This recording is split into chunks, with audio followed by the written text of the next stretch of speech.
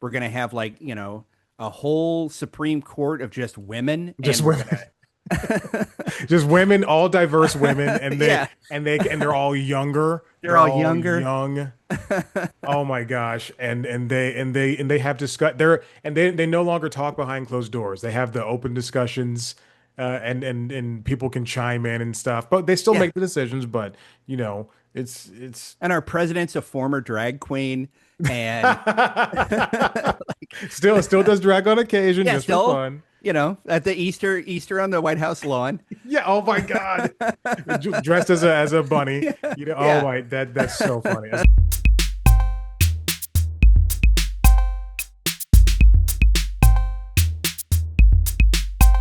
There we go. Noob. Yeah, Super noob. How's it going, man? I'm doing well. I have to say, look fantastic. This entire like scene behind you is amazing. Holy Thank shit, you. there's like what, 3 or 4 guitars over There's there? quite a few back there. Wow. And I then, actually have a couple right here with me. They don't work at all, but ah, yeah, I got some. I love them. It's my, it's the musician to comedy pipeline Yeah. is what that is. Yeah, Or yeah. sometimes it's backwards, the comedian to musician pipeline. Who do you think wants it more? Do you think I think it's the musicians that want to be funny, whereas I think it's like every single musician thinks they're hilarious because they get up on stage in front of hundreds of people and they say one thing and then everybody laughs, but then like a comedian plays a guitar and everybody's like, "Please stop." There is something to this because I think that musicians, like every musician I know, is actually way funnier than any comic I know.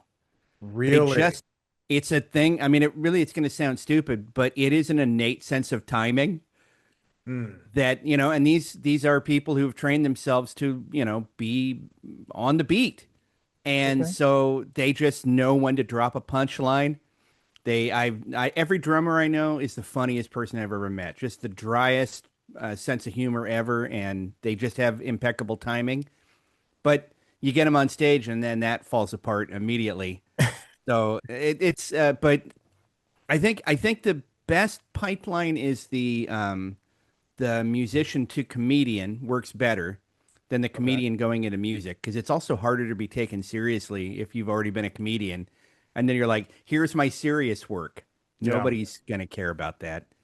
You, Or they're gonna be disappointed because they're like, well, this isn't funny at all. That's a very adept argument, and you may have swayed me, but if I ever meet, let's see, like Mick Jagger, they just put out that new Flaming Tongues album or whatever. Oh yeah, yeah, yeah. So if I ever meet Mick Jagger and he doesn't make me laugh, I'm gonna go, you know what? You're not a comedian, buddy. That's it. That's it. I always say meet your heroes. They always say don't meet your heroes, and I'm like, nah, meet them. You want to vet them out a little Yeah, bit, yeah, yeah, yeah. see I if would they're fun also. hang. Well, I do. I want to say congratulations on what is it? Unbreakable? Is that what it's called? Or Unbeatable? Unrelatable. Unrelatable. I was very close. I That's very listened close. to a lot of it. I'm almost done with it, and I listened to it. I didn't watch it. I got the screener to watch, and I was like, let me check it out in the record version because I want to get lost in this in Oh, comedy records. And also, I think it's a lost art. Everything is now coming out in video, and I feel like people like you, these comedians who aren't these gigantic big stadium touring ones, they yeah. still put them out on physical CDs or streaming or whatever, and it works. And I think that's the superior format than watching it. I've always been, I mean, I grew up on comedy records. And so there's something I feel really close to that type of media for stand up. In fact, I don't even think I saw a live comedy show, outside of me doing stand up as a kid and stuff. I really didn't go to a live comedy show until I was in my late teens or 20s. And, Mhm. but I was so well versed in stand up because that's all I listened to. Yeah, Every album, even as a kid, we didn't have music around the house. My mom listened to stand up albums. really. She just played everything from, God, we had Bob Newhart, we had Carlin, we had, God, Red Fox, Yeah. and Dick Gregory and Nichols and May. And so I Oh kind of wow. grew up on that stuff and Lenny Bruce, Mhm. which she let me listen to. But we didn't have music. She liked laughing, and I think that was her. that was her child abuse for me. That was like, just get me into comedy. That's what she wanted, to live vicariously through me, because she was also had stage fright. So Oh, really? yeah, Has she ever seen you do comedy? she did. She got to see me right before, a couple years before she died. Mhm. I brought her and my grandfather out to the Paramount here in town when I opened for Patton Oswalt, Oh, wow. and she got to sit up front and watch me, in front of like 1,700 people, and then I Yeah. made her. She got to come backstage and gave Patton a really uncomfortable hug. Uh, How so how she was it get uncomfortable? Is it because she's taller than him or what? It was totally unexpected. Okay. An Fair enough. unexpectedhug is kind of like assault. Yeah, yeah, yeah, yeah. So, That's so but funny. When she played people like Red Fox, I didn't know that Pat Morita was a comedian too, yes, and he was like almost as dirty as Red Fox. That was so great. Like watching, I've only seen one clip of him. I think like at a Red Fox, showcase or performance or whatever. I don't know if he was opening for him, but it's a very specific video, and I'm sure anyone can find it. But it was just so jarring to see him do comedy, and then also to watch Red Fox, who I'd been watching. I grew up on Sanford and I grew up on classic sitcoms, yeah. Sanford and Son, All in the Family, all that stuff. I didn't watch like contemporary stuff until I was like in middle school. I mean, that was my diet.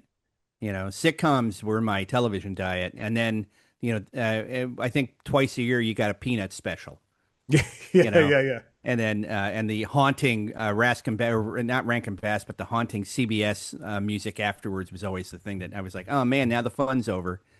Those are the memories I have. But I mean, it was Barney Miller, Taxi, uh, the Jeffersons, All in the Family. I mean, everything just every weeknight it was 2 hours where we just sat in the living room as a family and either watched, a sitcom or watched a television drama. You know, we had Hill Street Blues, non-serialized television dramas. Yeah. Oh yeah. Remember the old days when you could just start in the middle of a series? Whoa, And I don't know what's happening here. and be completely caught up and like almost know like Dallas, like you would know what's happening in Dallas. Right.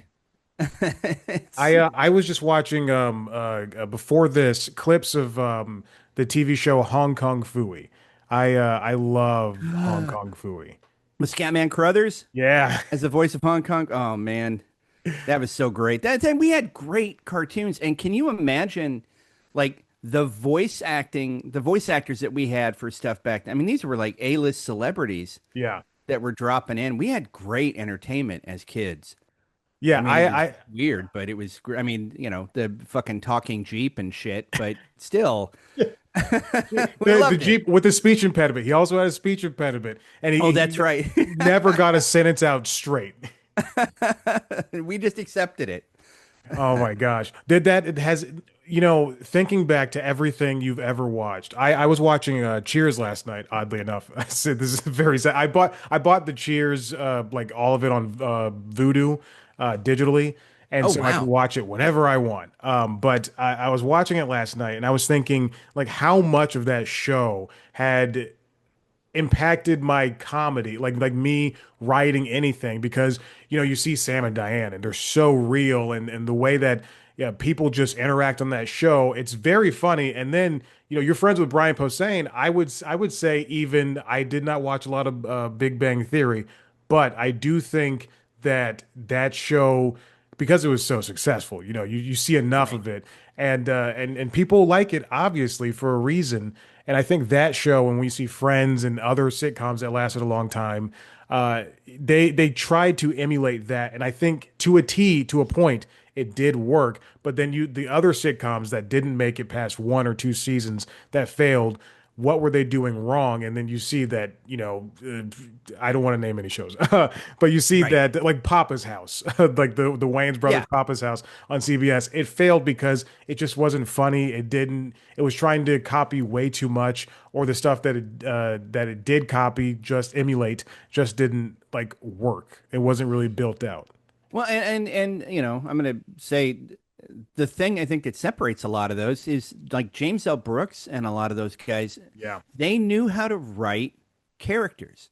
You tuned into the show because after 2 episodes, you loved those characters. There was some emotional arc or something in each one of them in every episode that tied you a little bit to them, Hmm. or you related to them because they were written so well that they weren't archetypes. They weren't, they weren't written to be overly funny. They were people.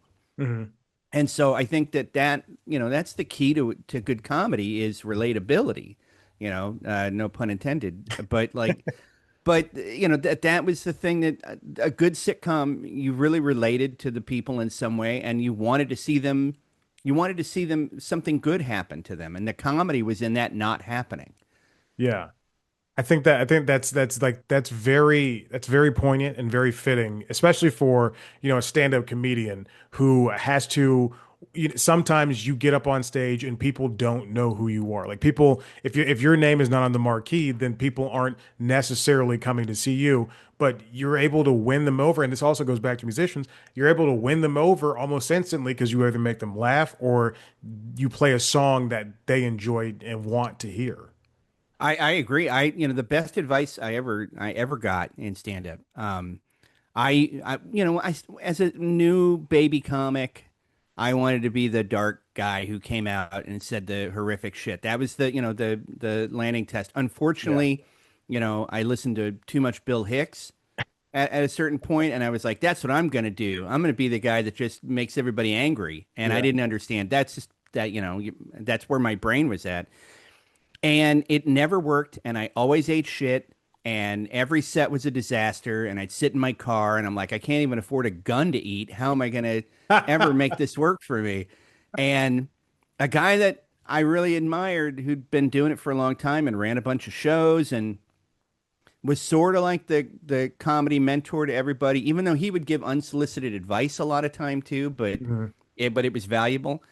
He just one night, I think I was in like a competition and I just couldn't get laughs. I couldn't make it work. And I was like, I think it's the audience, or the judges, they're all screwed up. And he was like, nobody knows who you are. I was like, wait, what do you mean? He said, nobody knows who you are. You're a character up there, whether you want to admit it or not. You're a character. And if you don't give anybody anything that lets them know you or feel empathy for you, then all you're doing is just going up there and taking a shit. Wow. And you have to give them a part of yourself. You have to let them in so they can trust you. And if they trust you, they'll let you do anything you want. And that changed my stand up immediately. I mean, I just immediately overnight, I was like, I need to start writing about myself. And it was a real awakening for me to start thinking about being real and all that. I think that also informed for me the concept of like, what are you doing stand up for? Mm. In my head, I saw a picture of the reaction that I thought I was supposed to get Right. instead of the reaction that I wanted, the genuine reaction. And so, even doing like dark stuff or, challenging material, um, I had to repivot my thinking and be like, what is it that makes me laugh? Hmm. Because I think I'm trying to write things for what I think people want to hear, and that's always going to be a disaster Yeah. because I'm not putting myself in their seat. I'm not letting them see me for who I am, and so I had to start writing for what made me laugh. If it makes me laugh, that's kind of the barometer. If it's Hmm. funny to me, then it means it's gonna be funny when I share it. Part of that is, I'm in the joke. And so that changed everything, overnight. It was the best advice I ever got. Just be yourself and let people get to know you a little bit before you take your pants off, you Yeah. know? Before you take a giant shit in front of everybody. If they know you, they'll be like, I know what he's doing. He's gonna take a shit. That's okay. We're with him. We trust him. It's gonna be cute. And you get more. I think you get more forgiveness. But also it just means you have to be a little bit more authentic or genuine in your approach. Yeah. And the few times I taught comedy, I hate saying that I did that. Uh, It's okay. I don't look down on you in any way through I hate that. saying it, but the few times I taught comedy, that was the big lesson for me. Is like I would, you get to see everybody in their carapace, like their Mhm. their their form before they change, and telling them like, okay, that joke that you wrote, why do you think that's funny? And well, because I think that people would think it's funny. Okay, but why? Well, I don't know. All right, we'll talk about yourself. And the minute that they started to talk about themselves, all of a sudden this light went on and they would go, oh, well, this is funny to me. So they would share. And when you Yeah. start to share, all of a sudden the floodgates open. And, it was successful to a certain degree that everybody would get on stage and at least be genuinely funny. And I think that's the thing with like, all the shitty like Murder Tony and, all the which I hope that the series ends the way that it starts, Yeah. you know. Yeah. But what we're seeing in comedy right now, which is a bummer, right? Mhm. It's the rancid cream rising to the top and not the good stuff. And everybody's frustrated and we're heartbroken because we're like, we know all these amazing comedians. I know why isn't Amy Miller on every television show? Why isn't Jackie Cation a household name? Yeah. Yeah. Why aren't these people that I love not getting their, Joe Dombrowski, people that I love that I want them to be famous, Yeah. but instead it's just I think it's also, it's a probably a bigger the bigger picture is it's just the malaise that we're in because of the leadership and everything in our country that just sort of informs where we're at. The mentality is just bottom of the barrel, celebrating dog shit because we're like, that's me. I can relate to that. And Yeah. so I think it's really, it's hard to try and be genuine and step outside of what you think people want to hear and just be yourself. Mhm. And I think that in the long run, you know, we'll still be here after the pendulum swings the other way. All those guys, the Hans Kims of the world and everything, they'll be living in a trailer and smoking out of a light bulb and trying to figure out where things went wrong. And we'll still be doing comedy, Mhm. because it's what we love to do. And we just have to remember, I think that like, just be genuine. Yeah. That was a speech? Why did I give a speech? What am I, an Independence Day? No, hey, look, that's you made a lot of salient points. And there's a few I want to touch on. It's you're right, Jackie Cation and Amy Miller and just like there's a slew of great comedians who sometimes come across in my algorithm. I'm not somebody who's always on social media, but sometimes they do pop up on my Instagram or the TikTok or the YouTube. And then, there's people you already know, there's people that you don't know, and it sucks. It stinks because those aren't the people that are getting noticed or are getting noticed as much as they need to be. Like when you see Maria Bamford has a show on Netflix for 2 seasons, you would think, I want that show to last for 5 seasons. I Yeah. don't want a show called Tires getting picked up again just because Shane Gillis is a famous who was almost Right. on SNL, but then he gets a chance to host it twice, which is just ridiculous. It's so frustrating. And then what's worse is, I talk to great, funny people like you all the time. Well, And thank when you. and when I and then when I everybody knows I've been doing this for a very long time, for over a decade. I've been doing this for a very long time.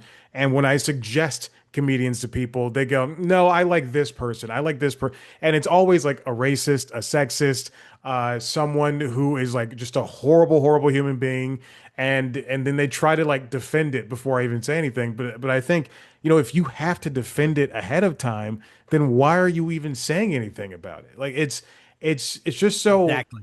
it's a bad situation all around. And I hope that and you would hope that tying yourself to the president, a man who protects a pedophile, a man who says that you can touch anybody because you're famous, you would think that tying yourself to that person and saying that you're a fan of that person would ruin your career. But no, people still go and celebrate these comedians and watch Yeah. them and Well, enjoy them. And it is just, It is so maddening. And I hope that your prediction of the future of them, of their careers, is true because I am so fucking tired I am of seeing these absolutely people win. tired of seeing people like this succeed. And it is, I think, like sociologically, I think that we're seeing a frontline assault on decency Hmm. and morality and empathy because and it's mounted by people who were ashamed or embarrassed by their own behavior. When you ask people like what's your favorite Shane Gillis joke, they don't know. Nothing. They got nothing. When you go, hey, what's your favorite Hans Kim joke? They got nothing. They only like what they represent, and that is that they are upending the status quo of empathy and kindness and generosity because they themselves probably at one point got embarrassed in public for saying, a T slur or the N word Mhm. or the F slur. And they tried to defend it and they got absolutely railed or lost their job or lost friends. And I think this is their revenge is to hold people like that up and support them because they're like, that guy's saying what I tried to say and I got in trouble and they're my favorite. Yes. Yeah. They're just living in vengeance and resentment and bitterness. And it can only go so far. Yeah. There's only the shelf life on this shit is like it's pretty short lived. It's heavy, Yes. it comes on very strong, but all these guys are going to be forgotten like 10 years from now. Yeah. All of them. It'll be a blip in the radar, and they'll be like, where are they now? 10 or 15 years from now, like People Magazine used to do that shit where I they'd be remember like, where are those. they now? And they're like, the guy who, had a pet ferret that he wrote a book about. And then it turned out he was a pedophile. And you're like, whoa, what? I forgot he was famous. Where is he at? Forgot he was He's got famous. dementia and he's living in a van. And you're like, oh, thank God, justice is served, and that's where I hope I'm right that Mhm. it's a fever. And I think that I have some friends, we've talked about this quite often, but I feel like we are in the middle of an infection Mhm. and this is the fever break. And it is the last desperate act of like, it's the death throes of misogyny, institutionalized racism. When you have a disease and you're almost, or if we have a sickness and you're almost through it, Yeah. it fights the hardest that it's ever fought before it loses. Your fever gets the highest it's ever got before it breaks. And that's where we're at right now. We're seeing the last gasp of this shit. And that's why it seems so heavy and interminable and hard to fathom or fight because it is fighting harder than it's ever fought before because it's almost extinct.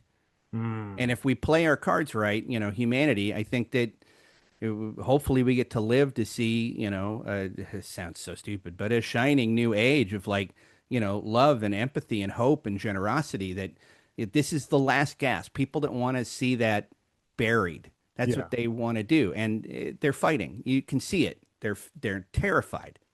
They're I terrified they're going to lose. I hope so. It's I think about comedy and I think about the things that I like and currently like and still watch over and over again. We talk about Cheers and All in the Family. That stuff is still prescient today. It still works today because it's real and it's funny and it's good jokes. And then even when you go back to old comedy records, I can still even laugh at a lot of parts of Eddie Murphy Raw.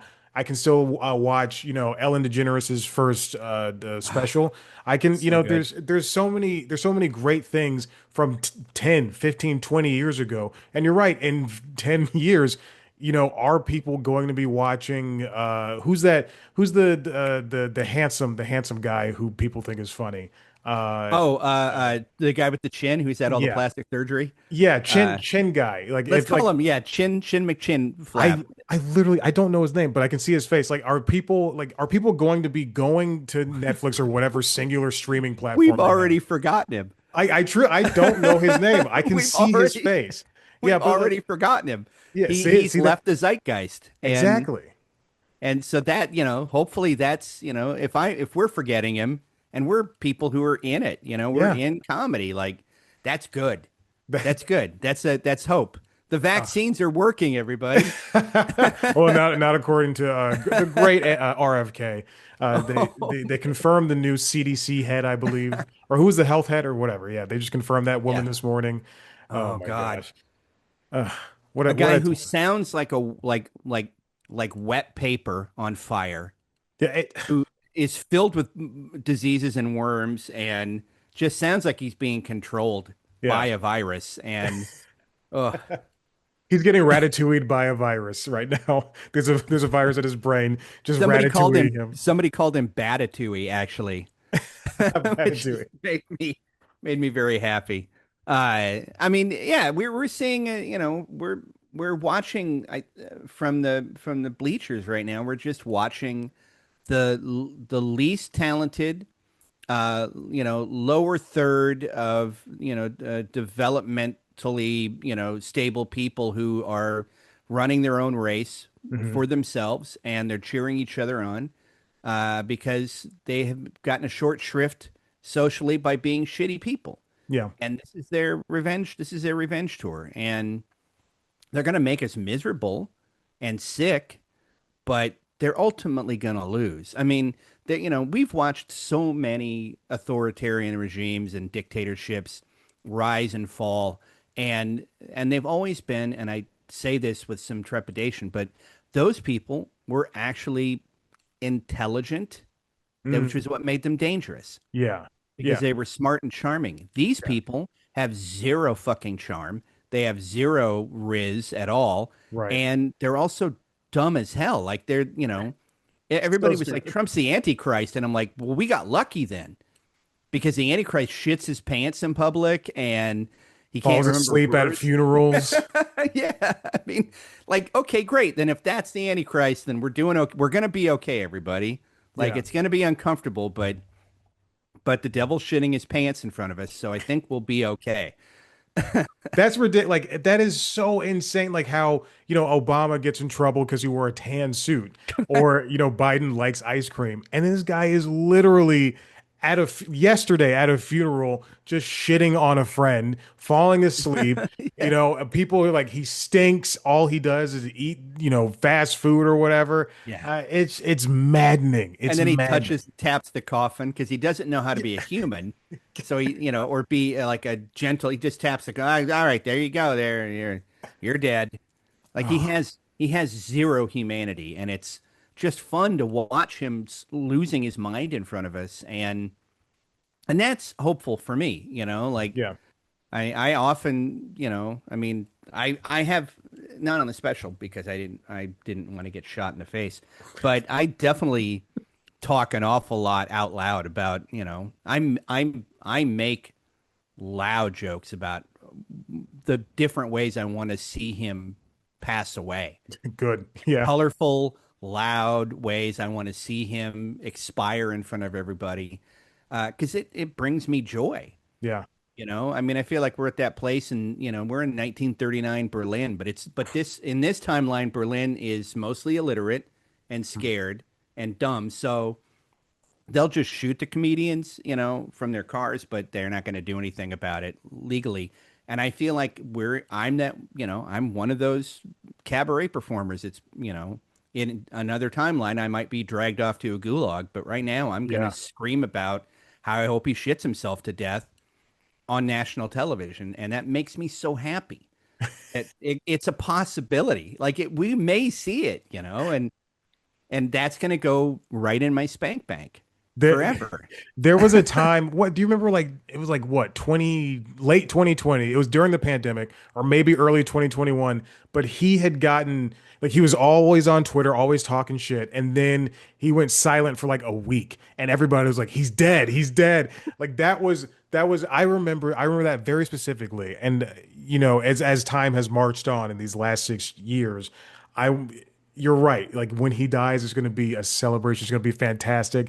And because I remember when Biden was elected, I'm in Atlanta and I went to Midtown. It was during the pandemic, obviously. I went to Midtown and everybody left their homes. Nobody's wearing a mask. We're all drinking champagne in the park. Yeah. And there was traffic all around, Piedmont Park in Atlanta. And like just Midtown was just packed with people for us for like 8 hours that day. No, it was a Saturday. No one gave a shit about the pandemic. No one gave a shit about getting sick. We were all excited and happy, and that is the same thing that's going to Yes. happen the day Trump just rolls over and dies. It's going to be the end of Independence Day when they blow up the mothership, you Yes. know? And it's just going to be people peeing on alien bodies Yeah, and yes, yes. champagne as far as the eye can see. I mean, yeah, you remember like the night that Obama won the election against McCain.